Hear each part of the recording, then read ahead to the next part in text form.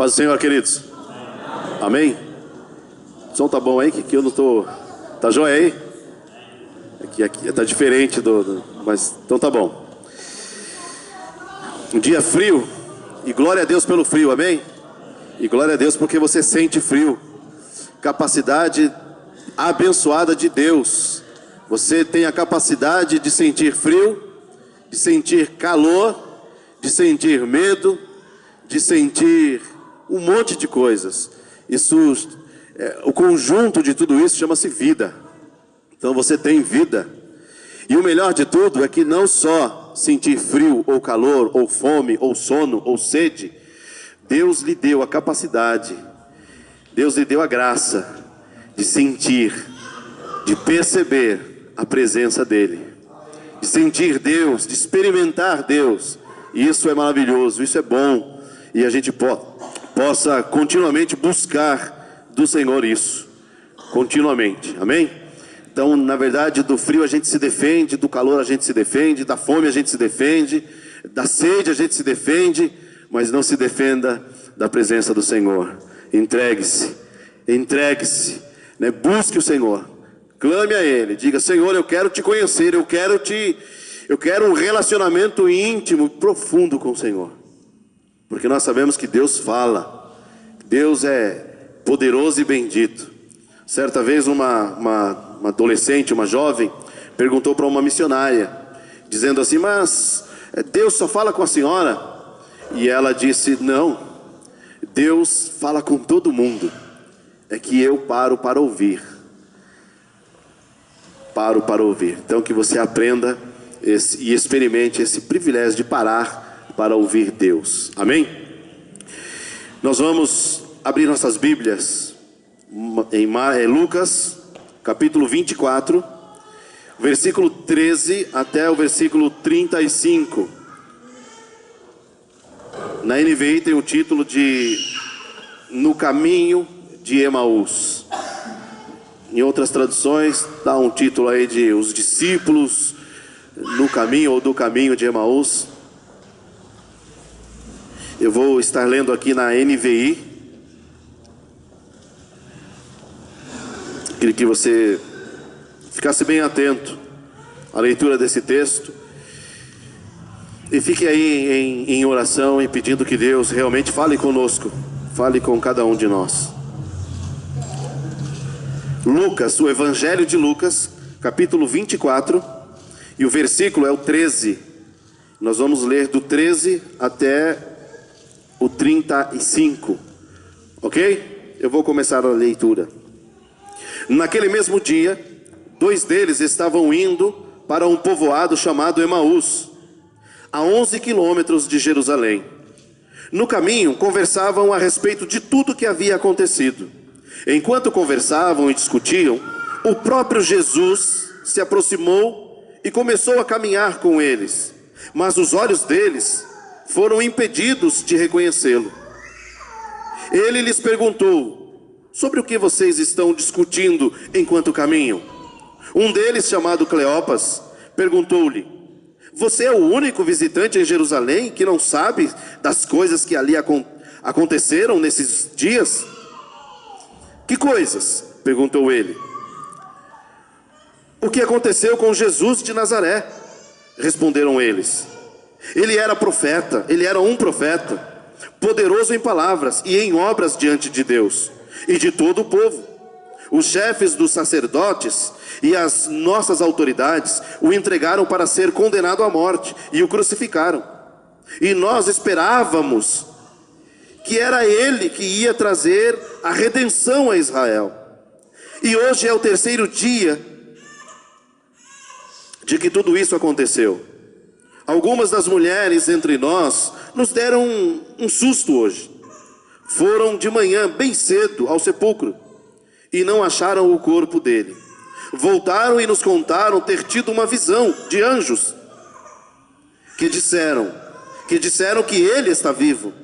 Alguns dos nossos companheiros foram ao sepulcro e encontraram tudo exatamente como as mulheres tinham dito, mas não o viram. Ele lhes disse: como vocês custam a entender e como demoram a crer em tudo que os profetas falaram. Não devia o Cristo sofrer estas coisas para entrar na sua glória? E começando por Moisés e todos os profetas, explicou-lhes o que constava a respeito dele em todas as Escrituras. Ao se aproximarem do povoado para o qual estava indo, Jesus fez como quem ia mais adiante. Mas eles insistiram muito com ele: fique conosco, pois a noite já vem, e o dia já está quase findando. Então ele entrou para ficar com eles. Quando estava à mesa com eles, tomou o pão, deu graças, partiu e o deu a eles. Então os olhos deles foram abertos e o reconheceram. E ele desapareceu da vista deles, perguntando-se um ao outro: não estava queimando o nosso coração enquanto ele falava no caminho, enquanto nos expunha as Escrituras? Levantaram-se e voltaram imediatamente para Jerusalém. Ali encontraram os 11 e os que estavam com ele reunidos, que diziam: é verdade, o Senhor ressuscitou e apareceu a Simão. Então os dois contaram o que tinha acontecido no caminho e como Jesus fora reconhecido por eles quando partia o pão. Senhor, esta é tua palavra. Nós somos tua igreja, sou teu servo, e pedimos que o teu Santo Espírito dirija a nossa meditação, dirija o ouvir do nosso coração. Mantenha, Senhor Deus, a cada um de nós com um coração bom e aberto para receber a tua boa palavra. Palavra que é poderosa para edificar, para consolar, para abrir os olhos, para nos revelar quem tu és. Obrigado, Senhor, porque o Senhor nos deu a oportunidade de estarmos aqui. E eu te peço, Senhor, fala conosco, no nome de Jesus. Amém. Antes de chegar nesse texto, eu queria trazer um pano de fundo histórico e cultural e também religioso ou político desses dias, de que os discípulos, nós vemos aqui que eles estavam dizendo assim, eles estavam decepcionados, estavam dizendo assim: nós esperávamos que fora ele, que ele era aquele que iria trazer redenção, mas ele morreu.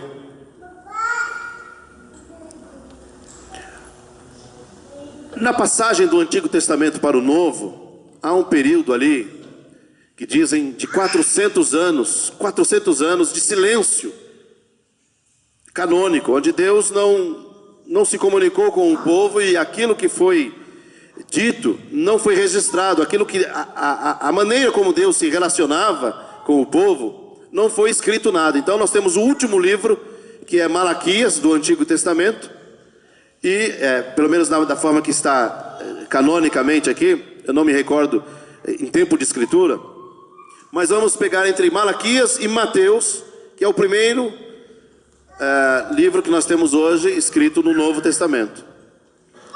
Entre um e outro há um tempo de cerca de 400 anos de silêncio profético, silêncio onde nada foi escrito no sentido canônico. Muitas coisas foram escritas, mas não foram canonizadas, não tiveram a aprovação de Deus. Então, esse silêncio é rompido com o sacerdote Zacarias. Zacarias é marido de Isabel e que era o pai de João, e Isabel prima de Maria, que veio a ser a mulher pela qual Deus trouxe Jesus a este mundo oficialmente. Era um período muito estranho, muito complicado. Então o sacerdote era o sacerdote Zacarias, e ele estava na escala de oferecer ali de fazer o seu serviço de prestar serviço no templo. E quando ele está prestando serviço no templo, um anjo aparece a ele, e ele tinha uma mulher chamada Isabel, e ela era estéril, ela não podia ter filhos. E o anjo diz que ele será pai, que ele vai ter um filho, e esse filho deve ter o nome de João.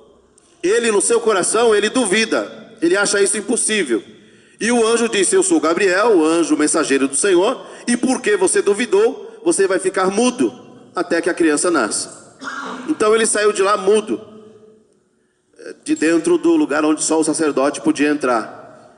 E ele sai mudo e com a certeza e a convicção de que ele vai ter um filho, e esse filho se chamará João.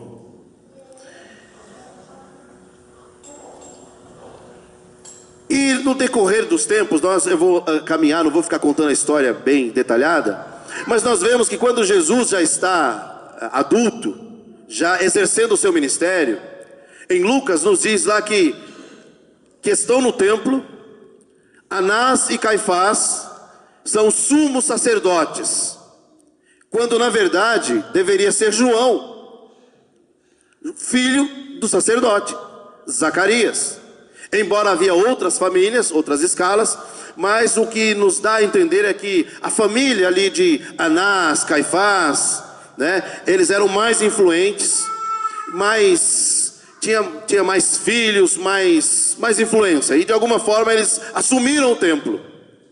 E o contexto religioso daquele tempo é que o templo ele foi se tornando obsoleto, ele foi se tornando corrompido pelas autoridades. Foi acontecendo com chavos políticos entre os sacerdotes de Israel com os políticos de Roma. Quem dominava ali a questão da religião era os judeus, com a implantação das sinagogas, com o serviço no templo. Culturalmente quem dominava eram os gregos, tanto que o Novo Testamento foi escrito em grego. E também politicamente quem dominava eram os romanos. Estava ali o domínio do Império Romano.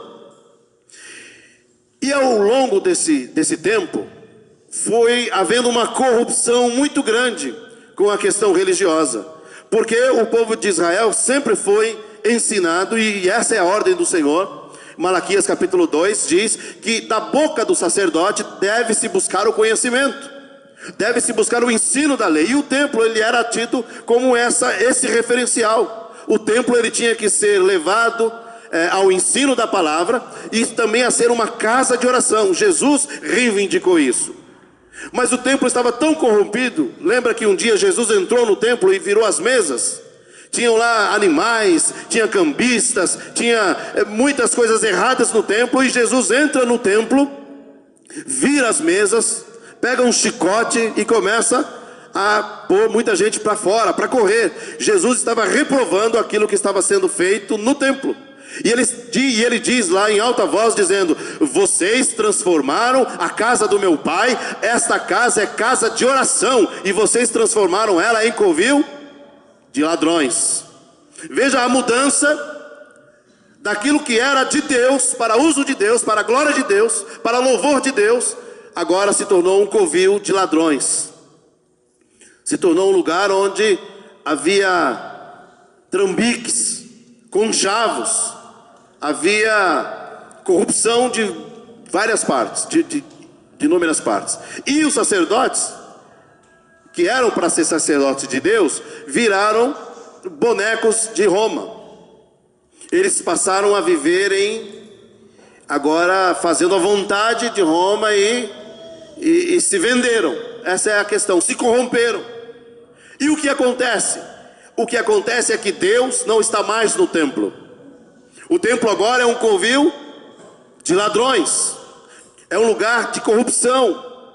Agora Deus não está mais lá. E em Lucas o Senhor mesmo diz, dizendo assim: e sendo Anás e Caifás, que já é um erro, veja o cambalacho, porque sumo sacerdote só pode haver um, e ali era sumos sacerdotes.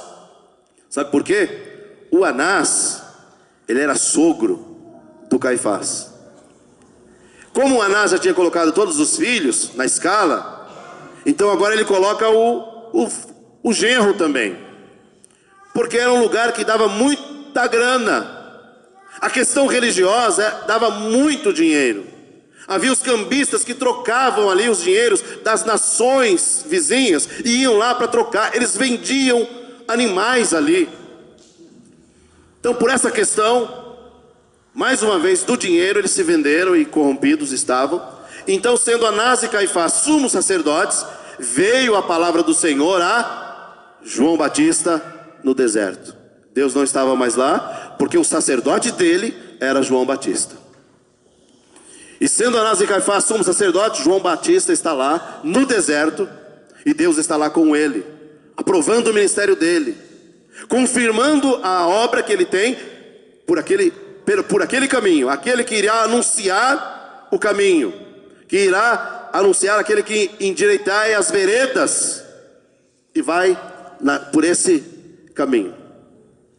Tanto que nós vemos algo que parece estranho, mas não é. Nós sabemos que na lei, se você for ler Levíticos, você vai saber que o sacerdote não pode se vestir de qualquer maneira. Tinha lá as vestes sacerdotais. Tinha também o alimento do templo, ele não pode comer qualquer coisa. Então, como é que João Batista faz agora? Ele não pode se vestir como sacerdote, porque ele foi roubado, usurpado. Ele não pode se vestir como uma pessoa comum. E nem pode comer. Então, vocês lembram qual é a roupa de João Batista? Ele se vestia de peles de camelo. E ele comia o quê? Gafanhotos e mel silvestre. Então ele tem uma alimentação diferenciada e tem uma roupa diferenciada. Só para evidenciar um sinal de Deus, de que Deus estava reprovando e daquilo que Deus estava aprovando, e sem quebrantar a palavra dele. Então esse é o contexto de que o povo estava vendidos, os políticos dominando, oprimindo o povo, cobrando impostos. Lembra de Zaqueu, que era um cobrador de impostos, que era rejeitado pelo povo, mesmo sendo da nação de Israel? Então por que as pessoas como Zaqueu eram reprovadas, não é? Os publicanos, porque eles oprimiam o povo, cobravam impostos, eles cobravam mais do que devia, eles desviavam verbas, faziam coisas erradas, né? Isso só naquele tempo. Vamos pensando aí, coisas estranhas assim acontecendo o tempo todo, e aí a questão também religiosa era dividida. Nós tínhamos lá pelo menos 4 grupos. Nós tínhamos os fariseus, os saduceus, os essênios e os zelotes. Os zelotes eram aqueles que eram revoltados, que eram contra a política e que queriam libertar pela espada. E então tinha basicamente esses 4 grupos lá naquele lugar. Então você vai percebendo que o sonho de Israel,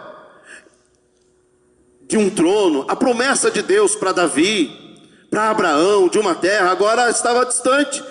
Havia uma frustração muito grande, mas ainda havia a esperança de que Deus iria mandar o Messias, de que Jesus viria, mas eles não sabiam quem era, como ia surgir, de que maneira acontecia isso. Então eles tinham aí aparece Jesus. Nós conhecendo a história, Zacarias recebe a palavra. 6 meses depois, Maria fica sabendo que Isabel está grávida. Ela recebe a visita do anjo, e o anjo diz que Maria também ficaria grávida, e ela daria à luz a um menino, e esse menino se chamaria Emanuel, que quer dizer Deus conosco. E aí ela vai visitar a sua prima Isabel, e quando chega na saudação, o menino já é cheio do Espírito Santo desde o ventre, e ele salta dentro dela. E aí você lendo os 2 primeiros capítulos de Lucas, você vai ver o cântico de Maria, você vai ver o cântico de Isabel, o cântico de Zacarias, e vai vendo essa história que eu estou aqui contando para vocês. Mas aí aparece Jesus, nascido em Belém, criado em Nazaré. Agora ele vai e cresce, se torna homem e inicia o seu ministério. E quando ele inicia o seu ministério, as coisas maravilhosas vão acontecendo. Os mortos são ressuscitados, pão é multiplicado, Pessoas são curadas, os leprosos são curados, as vidas das pessoas vão sendo transformadas. Aquela que estava entregue à prostituição, repudiada pela sociedade, abandonada pelo ministério de Jesus, pela palavra de Jesus, pela ação de perdão de Jesus, ela é reintegrada à família, ela é trazida à sociedade. O leproso que estava afastado, que não poderia encontrar-se com sua família, viver confinado, longe e distante, agora ele é reintegrado à sociedade, ele vem para a família. Pessoas são curadas. Quando João Batista é preso, ele fala exatamente isso. Parece que uma dúvida no coração de João Batista, dizendo: és tu mesmo? Ou esperamos outro? Porque eu estou preso. Se tu és o Messias, o libertador, é meio que incoerente eu estar preso.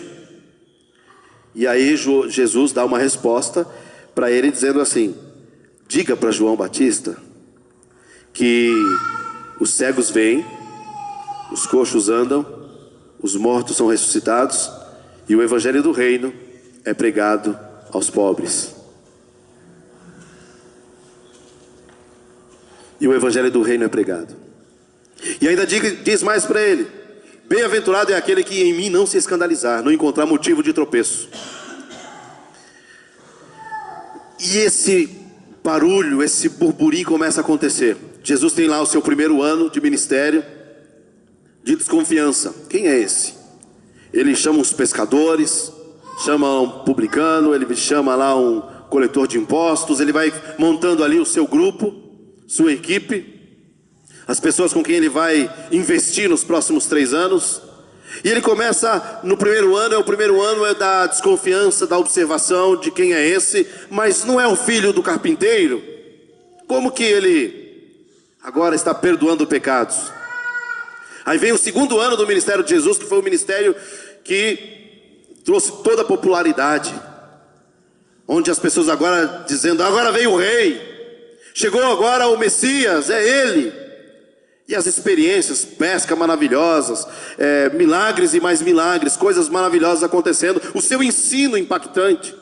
O ensino de Jesus era como alguém que tinha autoridade, e essa autoridade vinha da vida, do caminhar dele, do que ele falava. As pessoas viam, enxergavam, e a autoridade, porque era totalmente coerente com as escrituras, porque era Deus que estava velando por aquela palavra, por tudo ali que era dito, e ele se apresentando como filho de Deus no mundo.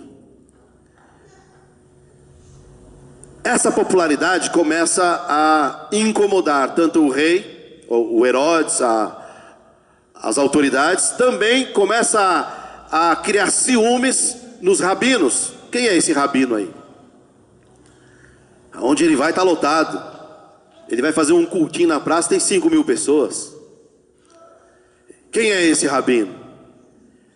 E aí começa a perseguição. Vem o terceiro ano, e o terceiro ano é da perseguição, da condenação.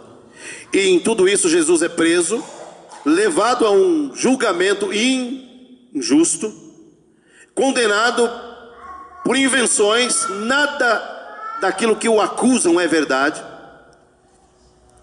Então é um tribunal combinado. As autoridades, Herodes, Pilatos, aqueles tetrarcas, aqueles governadores, eram combinados com os principais, os líderes dos sacerdotes, né? Liderados, encabeçados por Anás e Caifás. Por que eles eram sumos sacerdotes? Porque um era o sogro, o outro era o genro, então um mandava no outro, então era uma coisa só ali. E aí Jesus, ele é levado a esse tribunal, é condenado também injustamente, ele é morto, crucificado, levado à cruz, sepultado, mas ao terceiro dia ele ressuscita. Amém? Nesse período que Jesus está nas ruas, naquela entrada triunfal de Jerusalém, as pessoas pegavam suas vestes, seus mantos e jogavam assim na frente, e com palmas, e com cânticos e com louvores, dizendo: bendito o que vem em nome do Senhor, hosana ao nosso rei, hosana, já querendo entronizar, querendo fazê-lo rei. E essa é a popularidade. Então agora surge uma alegria incontrolável. Surge agora a esperança nos olhos daquelas pessoas, de olhar e ver: Jesus vai mudar a minha vida, Jesus veio agora para nos libertar do jugo de Roma, Jesus agora vai acabar com essa farra no templo, com a corrupção, que os verdadeiros estavam angustiados de ver tanta podridão. Então essa esperança surge no coração de todo o povo, de todo Israel, de todos aqueles que amavam a Deus, tanto os de nascimento como aqueles que foram prosélitos, né? Que eram proselitis, convertidos ao judaísmo. E essa esperança toda, depois da multiplicação dos pães, depois de adorarem o Senhor, de reconhecerem que Ele é Deus, daquela aproximação de Jesus, teve muita dificuldade para dormir. Se ele queria dormir, ele tinha que entrar num barco, sair para o outro lado, tinha que ir para o monte, e onde sabiam que ele estava, a multidão estava afluindo para ele o tempo todo. Aí agora esse rei, Senhor, essa esperança de Israel agora é presa, está sendo chicoteada diante do povo, humilhada, estão agora cuspindo no seu rosto, ele está agora levando chutes, pontapés, estão arrancando seus cabelos, suas barbas, diante dos olhos daqueles que estavam olhando nele, vendo a esperança. E aí passam diante da cruz e vem aquele corpo todo cortado, todo arrebentado. A Bíblia em Isaías diz que ele ficou desfigurado, de tanto que ele apanhou, de tanta chicotada. E olhavam e alguns maneavam a cabeça e colocaram lá Jesus, rei dos judeus, mas não porque o reconhecia como rei dos judeus, era para menosprezar ainda mais o povo judeu, era para trazer mais dor ainda ao povo judeu, dizendo: olha aqui o rei dos judeus, olha aquele em quem você colocou esperança, olha aquele onde vocês estavam acreditando que seria o Messias, agora lá naquela situação. Então ele é morto, ele é tirado da cruz, colocado num túmulo, emprestado, e agora acabou o enterro, e aí fica um olhando para o outro: e agora? E agora? Para onde que a gente vai? O que a gente faz? Templo está lá, nós nos tornamos de uma certa forma inimigos deles. Eles se tornaram inimigos nossos. E aí 2 deles, é o assunto da cidade. É tudo isso que acontece. E por que eu estou contando essa história? O que essa história tem a ver conosco? É exatamente aonde chega aqui os nossos 2 discípulos no caminho de Emaús. Cabisbaixos, olhos vendados, sem discernir, sem força para encontrar na Escritura essas verdades. O que isso tem a ver conosco? Nós estamos vivendo dias, queridos, que da mesma forma que o templo estava sem crédito, corrompido, nós estamos vivendo dias de dor na igreja evangélica brasileira também. Ou não só na igreja evangélica, na igreja cristã de alguma forma. Há um descrédito, há um crescimento de um relativismo tão grande, em que a religião está sendo repudiada, que a adoração a Deus está sendo relativizada. Tantos escândalos de imoralidade sexual, escândalos com pedofilia, com prostituição, escândalos com dinheiro, com roubo, com desvio. Eu não sou tão de antigamente, mas antigamente, quando se falava que era pastor, tinha-se um respeito. Hoje, alguns pastores, em alguns lugares, ficam até envergonhados de dizer: eu sou pastor. Porque quando ele diz assim: eu sou pastor, é como se as pessoas que estivessem ali estivessem ouvindo: eu sou um ladrão, eu sou um charlatão, eu sou um enrolão. A igreja está nesse pé do sacerdote, Porque muitos verdadeiramente se corromperam e estão corrompidos. Não só se corromperam e estão corrompidos, como continuam a corromper outros. Continuam na corrupção. Mas existe uma coisa: a sede no coração do homem, o vazio no coração do homem continua. Há um vazio dentro do homem que foi Deus que criou. Há um desejo pela eternidade que foi Deus que colocou. Então as pessoas desejam, há uma sede, há uma fome por uma espiritualidade. Há algo que dentro de você clama: eu quero Deus. Muitas pessoas estão assim: eu quero Deus, eu quero me relacionar com Deus, eu quero experimentar Deus. E a pergunta é: onde é que eu encontro Deus? Onde é que eu encontro Deus? Qual é a religião verdadeira? Ah, domingo eu vou naquela lá. Aí sai de lá decepcionado porque entendeu, porque as pessoas hoje pensam. Glória a Deus por isso. E se elas abrirem o coração mesmo, com sede de buscar Deus, Deus não permitirá que sejam enganadas.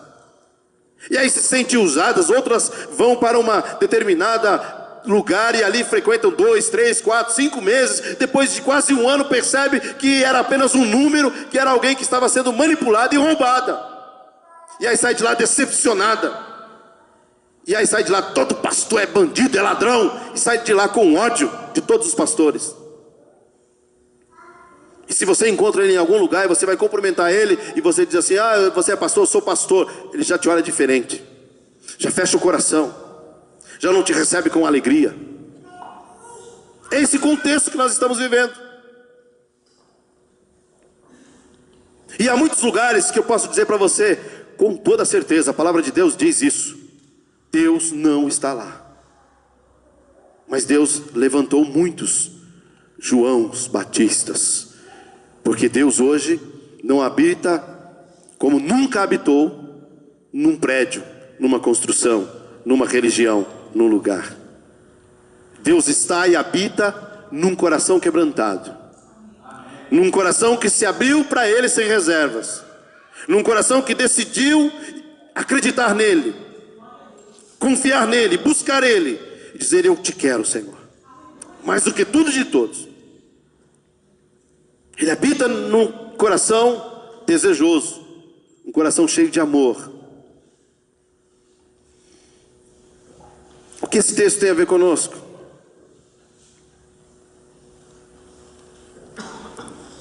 É que da mesma forma que esses discípulos aqui estavam sedentos por Deus, apaixonados por Jesus, mas de alguma forma decepcionados porque alguma coisa aconteceu, e eles estavam caminhando, e enquanto com seus corações entristecidos eles caminhavam, Jesus se aproxima deles, e Jesus diz: o que vocês estão falando aí? E eles dizem: você não sabe? É um acontecimento do momento. Estamos falando a respeito de Jesus de Nazaré, Filho de Deus, e nós pensávamos que era Ele. Então eles estavam dizendo que não era. Talvez teria que continuar esperando outro. E aí Jesus traz ao coração deles, abrindo a Escritura. Começar por Moisés, o Pentateuco, os primeiros 5 livros da Bíblia. Depois os profetas maiores e os profetas menores. Não em importância, mas em tamanho de livro mesmo. Você pega um livro de Isaías, tem 60 e poucos capítulos. Você pega um livro, outro lá, Jonas, tem 4 capítulos. Por isso que é dividido em maiores e menores. Não em importância, mas sim apenas no tamanho da obra. E ele começa a mostrar, porque tudo está acontecendo exatamente como Jesus disse como a Escritura diz que ia acontecer. A Escritura diz que o Messias viria, que ele seria morto, e que ao terceiro dia ele iria ressuscitar. E exatamente isso que está acontecendo. Só que eles não conseguiam entender isso. E eles vão falando exatamente isso. Olha, ele morreu e foi sepultado. Até que umas mulheres foram lá e viram que o túmulo está vazio, e viram um anjo. E o anjo disse que ele ressuscitou, que ele está vivo. E depois os nossos irmãos, alguns dos discípulos, foram lá correndo também e confirmaram exatamente como as mulheres tinham dito. Estava lá, o túmulo estava vazio. E aí como que Jesus disse assim: e o que está de errado? Não é exatamente isso que estava previsto? Não era isso que vocês esperavam? O que eu quero, rapidamente, pelo pouco tempo que nós temos aqui, é dizer que nós estamos caminhando para esse tempo, queridos. Nós estamos já nesse contexto histórico e religioso do nosso país. Já estamos vivendo isso. E lamentavelmente hoje não existe mais somente os saduceus, fariseus, os zelotes. Existem muito mais. Muito mais. Todos eles usando a mesma Torá, a mesma Bíblia. Todos eles falando em nome de Jesus. Mas a palavra de Deus nos leva a entender e compreender que nós conhecemos os verdadeiros pelos frutos. Frutos é pela maneira de viver, pelo que fala, onde o discurso é coerente com a vida, com aquilo que se faz. E Jesus está nos convidando nessa noite a fazer aquilo que Ele fez com esses dois. Ele está dizendo que Ele espera que você seja cheio do Espírito Santo e da palavra de Deus, porque Ele vai usar você para se aproximar de muitas pessoas que estão sedentas por Deus, mas estão usurpadas, estão entristecidas, estão tristes, já foram abusadas. Mas Ele espera que você, a sua vida, a sua casa que está sendo aberta para receber essas vidas, que no aproximar, que no encontro, a Escritura seja aberta. Porque quando a palavra de Deus é aberta, ela liberta. Quando a palavra de Deus é aberta, ela cura, ela traz salvação, ela traz entendimento, ela faz nos enxergar, ela traz discernimento.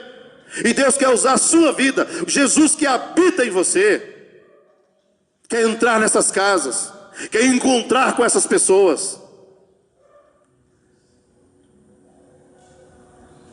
Jesus, ele entra e é na caminhada. Veja que aqui nesse diálogo com Jesus não tem templo, não tem escola, não tem lousa, giz, não tem nada. O que é que acontece? Relacionamento. Eles se encontram e começam a conversar. Relacionamento é um cafezinho aqui, um chocolate lá, um arroz doce por aqui, um bate-papo, uma conversa. É nesse relacionamento. Aí Jesus entra na casa, senta na mesa e parte o pão. Partir o pão fala de comunhão, fala de intimidade, fala de relacionamento. E no partir do pão, quando ele parte o pão, os seus olhos são abertos. Os olhos dos discípulos são abertos. Eles começam a enxergar, eles veem Jesus. E quando eles veem Jesus, Jesus sumiu. Jesus desaparece. Aí a pergunta de alguém, uns pescadores do Amazonas, os ribeirinhos, o Ed René contou essa história dizendo que eles deram essa interpretação, dizendo: para onde Jesus foi?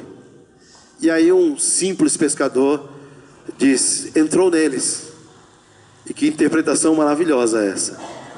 Ele sumiu e entrou deles, entrou dentro deles, e está dentro de cada um de nós ainda hoje. E está dentro de nós. Então quando você está andando, é como você tem que se comportar como Jesus se ele estivesse andando. Quando você olhar para uma pessoa, você tem que olhar como Jesus estivesse olhando para aquela pessoa. É por isso que aqueles que têm Jesus, quando ele olha, eu olho para o Rogério, eu não olho para a carteira dele, eu não olho para aquilo que ele tem, eu olho por aquilo que ele é, por aquilo que Deus fez na vida dele, que Deus vai fazer na vida dele.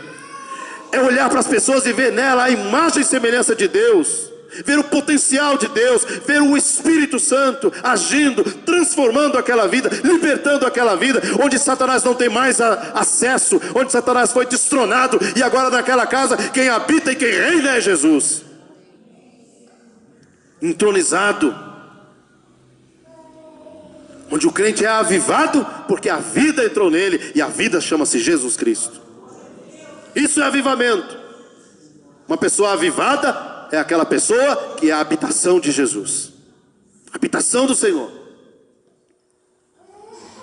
Como esses dois, existem milhares. Quem sabe milhares com quem você já conversa, com quem você já se relaciona. E é nessa simplicidade, queridos, é nesse contar o testemunho. Existe uma coisa muito simples para vocês fazerem, eu já falei várias vezes aqui. Ah, mas eu não sei pregar, eu não sei. Você sabe falar? Já tem tudo. Conta como você era antes de conhecer Jesus.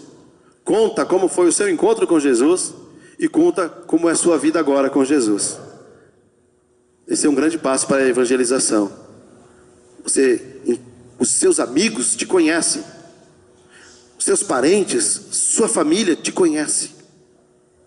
Sabe como você era, sabe o que está acontecendo com você. E eles vão perceber, não sabem o que aconteceu. Eles não têm ainda o discernimento de dizer assim: o reino de Deus chegou na minha casa. O reino de Deus agora chegou na minha vida. Agora Jesus é o rei da minha casa e da minha vida. Eles não têm esse discernimento ainda. Mas eles vão dizer assim: você mudou. Tem alguma coisa diferente. Você está diferente. Por isso que nós não devemos nos isolar. O caminho desses dois, quando eles encontraram Jesus, caminharam com Jesus, é o que vai acontecer na vida das pessoas. Veja como foi o encontro. Eles estavam decepcionados, entristecidos, aborrecidos. Aí Jesus entra na vida deles, começa a falar com eles, abre as escrituras, seus olhos são abertos, eles partem o pão, comunhão com Jesus. E aí agora o seu coração queima, o coração está ardendo agora, pela presença, pelo poder de Jesus, pelo poder da Escritura, o poder da palavra de Deus. Agora queima o coração deles, e quando ele é cheio de Deus, cheio da palavra, eles não conseguem ficar parados. Eles levantam e vão anunciar que Jesus ressuscitou e falou com eles. E o que ele espera é que você faça a mesma coisa, que você tenha um coração bom e aberto para receber a palavra de Deus, palavra que vai queimar o seu coração e a sua vida. E você vai se levantar, sair do comodismo, e você vai ao encontro de alguém. Em todos os meios e caminhos que Deus tem dado. Hoje nós temos uma facilidade enorme de usar as redes sociais, telefone. Você tem e-mails, você tem as questões eletrônicas, você pode ir na casa da pessoa, você pode receber pessoas na sua casa. É isso que Deus quer que a gente faça o exemplo e siga o exemplo dele. Tem pessoas que estão diante dos olhos. Esses discípulos aqui, eles estavam dizendo: olha, Jesus foi morto, ele foi sepultado, ele ressuscitou. E não era isso que a Escritura dizia que tinha que acontecer. E eles estão tristes e abatidos, porque Jesus morreu. Eles estão agora no vazio. Tem muita gente assim, queridos, só esperando que você abra a Escritura. Que você abra a Escritura na simplicidade do Senhor. Que você fale com eles. Que você seja o caminho pelo qual Deus vai usar, para que cada dia você vá experimentando o ouvir Deus. Como é que Deus fala? Deus fala com você de um jeito, com o outro do outro. O importante de tudo isso é que você sabe que é Deus falando com você. Se é através de um sonho, de uma palavra, que você vai crescendo nesse relacionamento. Isso não é do dia para a noite. Em algumas pessoas pode até ser, porque Deus é soberano. Ele pode fazer, mas Ele quer que você e eu estejamos abertos.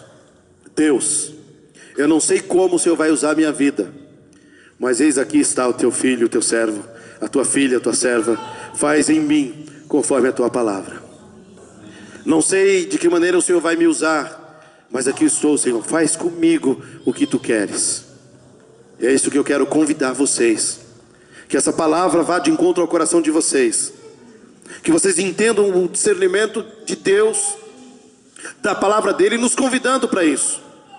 nos chamando para isso. E eu louvo a Deus pelas casas que já se abriram, e quero estar aqui aberto para que mais casas se abram, para que mais pequenos grupos, para que mais ambientes de relacionamento, de ensino da palavra, onde você pode falar e ouvir, diferente daqui, onde só eu estou falando. No pequeno grupo há um crescimento maior, porque dúvidas são tiradas, escrituras são abertas, há adoração, há o partilhar, um compartilhar, há a vida sendo derramada, há a vida sendo derramada de Deus em nós e de nós ao próximo, há um envolvimento relacional.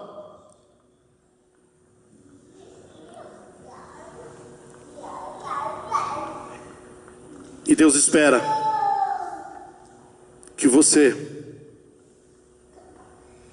seja verdadeiramente, como Bill Hybels diz, a esperança do mundo, porque a igreja é a esperança do mundo, porque a igreja, ela tem a palavra da verdade, porque a igreja tem a experiência de relacionar-se com o Senhor, com Deus.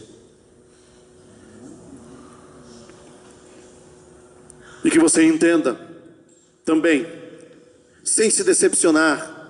Estou vendo na rede social assim, tem hora que dá asco de algumas coisas que a gente vê. Fogo amigo, o exército matando a si mesmo, mas aí de repente a gente tem um pouco de luz e entende que não é exército amigo. Não é exército amigo coisa nenhuma. Há um movimento para trazer descrédito à palavra de Deus, tornando-a relativa, trazendo descrédito para a igreja de Jesus, ao ponto de algumas pessoas se dizendo evangélicas ou crentes, querer dizer, é mesmo, a igreja, por isso que eu não vou mais na igreja.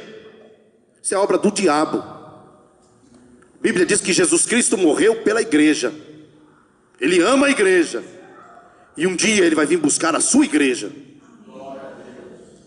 A igreja não denominacional, mas a igreja que preza pela santidade, que honra, medita, estuda, alimenta-se e prega a palavra de Deus, que são discípulos do Senhor, homens e mulheres que abriram o coração à casa e diz, vem Jesus e reina aqui, reina na minha vida, minha casa agora é reino de Deus. Essa é a igreja de Jesus. Ela é mística, invisível, se reúne em muitos lugares do mundo, e eu quero mesmo acreditar que aqui é um pedaço dessa igreja, da igreja de Jesus. Igreja que se reúne embaixo de uma árvore lá no Amazonas, na África, que se reúne em buracos na China, que se reúne em lugares escondidos no mundo árabe, mas lá está a igreja adoradora, a igreja composta de verdadeiros adoradores, daqueles que adoram o Senhor em espírito e em verdade. Há um texto da palavra de Deus que nos diz que o Deus desse século, e esse Deus desse século está escrito em letra minúscula, cegou o entendimento, cegou os olhos do coração. Mas a palavra de Deus traz luz e traz cura. E nós temos que nos levantar e dizer com fervor, com temor e tremor, mas com fervor, dizer, Senhor, eu quero ser um desses, eu quero ser um soldado desse teu exército. Conta comigo, Senhor. Conta comigo, Senhor. No nome santo e precioso de Jesus. Amém?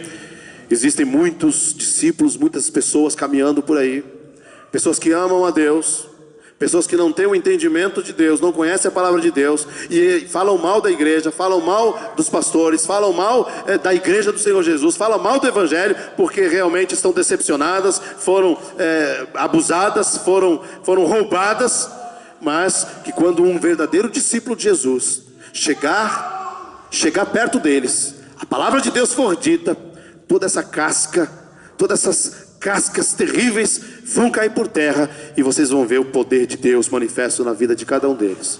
Aquele que outrora era um perseguidor, aquele que outrora era um Saulo, Deus estará continuamente transformando em Paulo, Deus quer continuar fazendo isso, transformando Saulos que perseguem a igreja em Paulos que proclamam o evangelho do reino, que pregam a palavra de Deus. Amém? Levante-se, seja firme, forte, vamos ficar de pé, glorificando o nome do Senhor Jesus, exaltando a Ele hoje e sempre.